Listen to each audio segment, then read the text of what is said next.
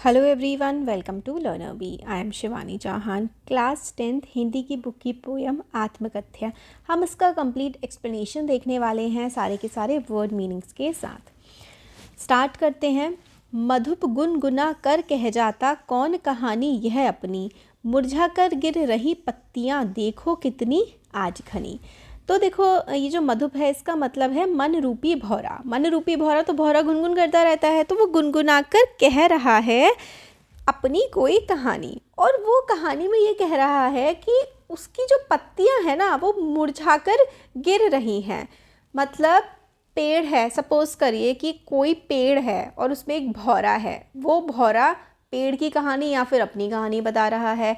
वो ये बता रहा है कि उसकी जो घनी पत्तियां थी कभी, आज वो मुरझा करके गिर रही हैं। तो इसमें क्या है ना, ये आत्मकथ्य है। एक्चुअली राइटर बोलते हैं कि राइटर के जो फ्रेंड्स हैं वो उनसे ये कह रहे हैं कि तुम अपनी ना बायोग्राफी लिखो, अपनी आत्मकथा लिखो। मगर राइटर ये बोल रहे हैं कि मैं बायोग्राफी कैसे लिखूं, मेरी लाइफ में ऐसा हुआ क्या है, मेरी लाइफ तो दुख से भरी हुई है। मैं वो अगर दुख लिखने बैठूंगा और अपनी लाइफ के जो पर्सनल सीक्रेट्स हैं वो मैं क्यों बताऊं किसी को। और उनको ऐसा लग रहा है कि उनकी जो लाइफ है ना वो धीरे धीरे बहुत ज़्यादा, मतलब जैसे कि पहले घनी पत्तियां थी अब वो मुरझा करके गिरे जा रही हैं। तो कवि कहते हैं कि उनका जो जीवन रूपी वृक्ष है ना, जो कभी सुख आनंद से भरा था, अब उसकी जो पत्तियां हैं वो मुरझा कर गिर रही हैं। क्योंकि आज जो कवि का जीवन है ना उसकी परिस्थितियां बदल चुकी हैं। उनके जीवन में जो सुख था वो अब निराशा में बदल चुका है।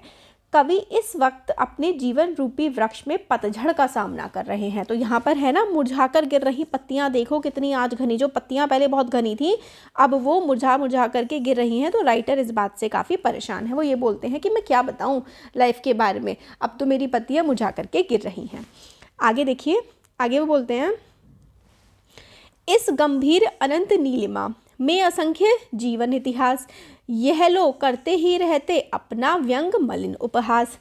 तो यहाँ पर राइटर कहते हैं कि इस गंभीर मतलब इस सीरियस अनंत नीलिमा, अनंत कभी खत्म ना होने वाला नीलिमा यानी कि आकाश में असंख्य जीवन इतिहास। बेसिकली इस लाइन का मतलब ये निकल के आ रहा है कि इस दुनिया में असंख्य मतलब बहुत ज़्यादा लोगों ने अपनी बायोग्राफीज, अपनी आत्मकथा लिखी है। अब यह लोग, वो लोग जो हैं वो करते ही रहते, मतलब वो लोग अपने ही जीवन का मलिन यानी कि अपने ही जीवन का वो उपहास करते रहते हैं, अपने ही जीवन का मजाक उड़ाते रहते हैं। तो राइटर बोलते हैं क्या तुम भी ये चाहते हो कि मैं अपनी आत्मकथा लिखूं और तुम लोग मेरे जीवन का मजाक उड़ाओ।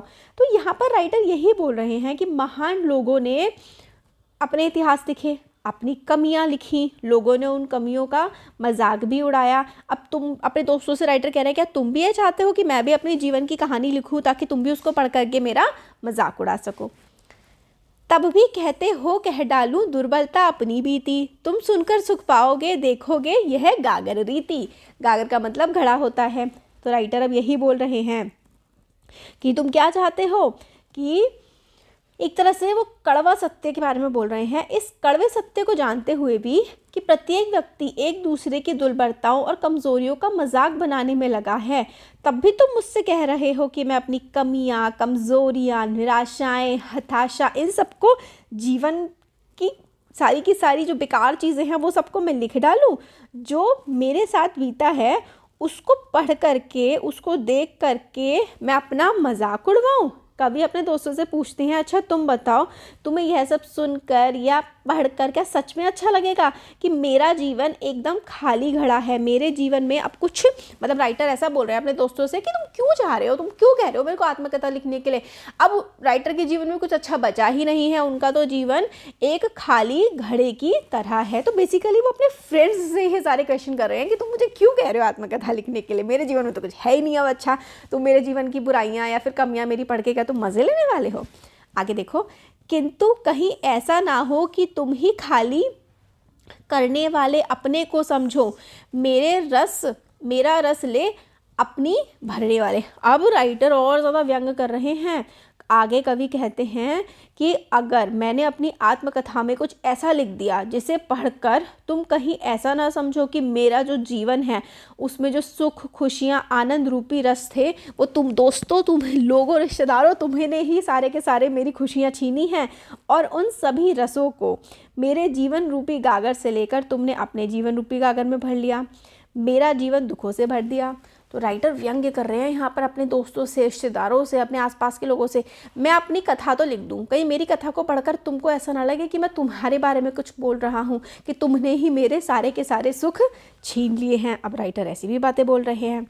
यह विडंबना अरि सरलते तेरी हंसी उड़ाऊँ मैं, भूले अपनी या प्रवंशता औरों को दिखलाऊँ मैं। तो विडंबना होता है चिढ़ाना, प्रवंशता होता है ठगी। तो यहाँ पर राइटर बोलते हैं कि जिस व्यक्ति का स्वभाव जितना ज़्यादा सरल होता है उसको लोग उतना ही धोखा दे जाते हैं। इसलिए कवि कहते हैं कि यह बड़ी विडंबना है कि मेरे मित्र मुझे आत्मकथा लिखने को कह रहे हैं, लेकिन मेरे सरल स्वभाव के कारण जीवन में मुझसे जो गलतियां हुई हैं, कुछ लोगों ने जो मुझे धोखे दिए हैं, मेरे साथ छल प्रपंच किया है, उन सभी के बारे में लिखकर मैं अपना और मजाक नहीं बनाना चाहता हूँ।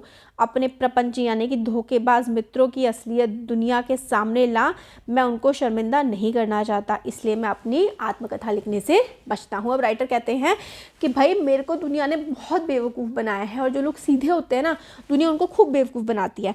अब अगर मैं आत्मकथा लिख दूँ तो जिन लोगों ने मेरे साथ गलत किया है उनके बारे में दुनिया को पता लग जाएगा। तो बताओ, तुम लोग चाहते हो कि मैं तुम लोगों का मजाक उड़ाऊँ? कई दोस्तों ने उनको बहुत धोखा दिया है।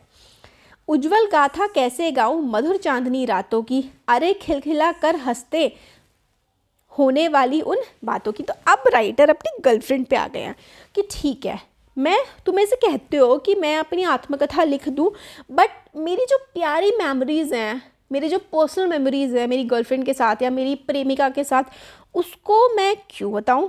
इसमें वो अपनी पत्नी, अपनी है ना, जो बेसिकली अपनी प्रेमिका है, उनके साथ बिताए गए मधुर पलों का जिक्र कर रहे हैं।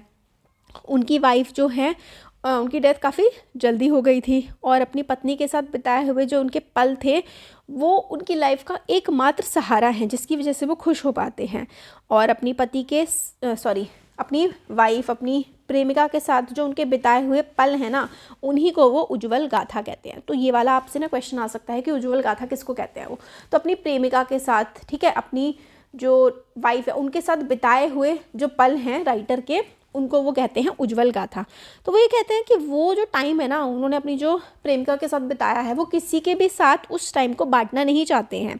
कवि कहते हैं कि चांदनी रातों में मैंने अपनी प्रेयसी के साथ एकांत में खिलखिलाकर हंसते हुए प्यारी प्यारी मीठी बातें करके जो समय बताया है, वो जो मेमोरीज़ हैं वही तो मेरी लाइफ का इकलौता सहारा है। मैं उन मेमोरीज़ को किसी के साथ भी नहीं बांटना चाहता हूँ, ऐसा राइटर बोलते हैं। मिला कहाँ वह सुख जिसका मैं स्वप्न देखकर जाग गया, आलिंगन में आते आते मुस्काया कर जो भाग गया। तो राइटर बोलते हैं कि उनकी लाइफ में जो खुशियाँ थी उनको लगा था उन्हें मिलेंगी, मगर मिलते मिलते ही वो लाइफ से उनकी चली गई, कि वो एक सपना देख रहे थे। उस सपने को देखते देखते अचानक राइटर की आंखें खुल गई, जब उन्हें पता चला कि वो जिस सुख की कल्पना कर रहे थे वो सुख तो उनके पास कभी आया ही नहीं। तो सुखपूर्वक जीवन, जो अपना वो सुखी जीवन बिताने की सोच रहे थे, वो उनको एक्चुअल में कभी मिला ही नहीं। उनकी प्रेमिका, उनकी प्रेयसी उनके साथ ज़्यादा लंबे समय तक नहीं रह पाई। जिसके अरुण कपोलों की मतवाली सुंदर छाया में अनुरागिनी उषा लेती थी निज सुहाग मधुमाया में। तो अब यहाँ पर राइटर अपनी जो प्रेयसी हैं, अपनी प्रेमिका, उनकी तारीफ़ कर रहे हैं, मतलब उनकी ब्यूटी की तारीफ़ कर रहे हैं कि वो कितनी सुंदर थी, उनकी सुंदरता का बखान कर रहे हैं। वो कहते हैं कि भोर के समय, सुबह के समय उनकी जो प्रेयसी हैं उनके लाल इतने गाल प्रतीत होते थे कि मानो सूर्योदय की जो लालिमा है वो उनके ही गालों से निकल के जा रही है। कवि आके कहते हैं कि अब तो वे जीवन रूपी रास्ते में एक थके हुए यात्री के समान है, मतलब है ना, वो काफ़ी थक चुके हैं। अब आगे देखते हैं यहाँ पे, उसकी स्मृति पाथे बनी है थके पथिक की पंथा की, सीवन को उधेड़ कर देखोगे क्यों मेरी कंथा की। सीवर मतलब सिलाई को उधेड़ करके। अब राइटर बोलते हैं कि मेरे जो सुख था लाइफ का, जो भी था वो तो लाइफ में अब बचा नहीं है, तो जो मतलब दुख है मेरे जीवन का उसको तुम उधेड़ बुन करके तुम्हें क्या मिल जाएगा। वो जो सुख है या फिर जो बताए हुए उनके इंटीमेट मोमेंट्स है वो भी किसी के साथ नहीं बांटना चाहते हैं, और अब उनकी लाइफ में दुख के अलावा बताने के लिए कुछ बचा नहीं है, और जो उनकी प्रेयसी की मेमोरीज़ हैं वही उनकी लाइफ का एक तरीके से सहारा है। छोटे से जीवन की कैसे बड़ी कथाएं आज कहूँ। इसमें राइटर कहते हैं कि उनका जीवन जो है अंतर मन को उधेड़ करके तुम क्या पालोगे। उनकी जो मधुर पुरानी यादें हैं उनको तो उन्होंने सजो करके रखा हुआ है। आगे राइटर बोलते हैं कि मेरा जीवन बहुत छोटा सा है, उसकी बड़ी बड़ी कहानियाँ मैं कैसे लिखूं, अर्थात मेरे जीवन की कहानी जानकर तुम क्या ही करोगे, क्योंकि इस छोटे से जीवन में मैंने अभी तक सुनाने लायक कोई बड़ी उपलब्धि हासिल तो की नहीं है। राइटर बोलते हैं कि मैंने तो अभी तक लाइफ में ऐसा कुछ अचीव ही नहीं किया है जो चीज़ मैं तुम लोगों को सुना सकूँ। क्या यह अच्छा नहीं कि औरों को सुनता मैं मौन रहूं। अब राइटर बोलते हैं जब मेरी लाइफ में कुछ सुनाने लायक है ही नहीं तो मैं क्या बोलूं, और दूसरों की कहानियां सुन करके ही मैं शांत ही रह जाऊं। सुनकर क्या तुम भला करोगे मेरी भोली आत्मकथा, अभी समय भी नहीं थकी सोई है मेरी मौन व्यथा। तो राइटर बोलते हैं कि मेरी कहानी सुन करके क्या करोगे, मेरी लाइफ में तो ऐसा कहने लायक कुछ है नहीं, मेरी आत्मकथा तो बहुत ही सीधी है, बहुत ही सरल है, मैंने लाइफ में ऐसी कोई बड़ा काम तो किया ही नहीं है जिसको पढ़ करके तुम्हें रुचि आए या फिर तुम्हें कुछ खुशी मिले। ये तर्क देते हुए कहते हैं कि अभी समय भी नहीं आया है, अभी अपने दुख के क्षणों में वो क्या ही लिख पाएंगे, अभी सब कुछ मतलब एक उनकी लाइफ में ना ज़्यादा कुछ अच्छा तो चल नहीं रहा है। कवि जो है अपने दुखद क्षणों को भूलना चाहते हैं, और इस समय वे दुखद अतीत को कुछ समय के लिए भूले हैं, इसलिए वो वापस अपने दुखद अतीत के बारे में लिख करके फिर से दुखी नहीं होना चाहते। इसलिए कवि कहते हैं कि उन दुख भरे क्षणों को जिन्हें वे भूल चुके हैं फिर से याद करने को मत कहो, क्योंकि वो याद करेंगे उनके मन में हलचल होगी, वो फिर से दुखी हो जाएंगे। इस राइटर बोल रहे हैं कि वो अपनी आत्मकथा नहीं लिखना चाहते।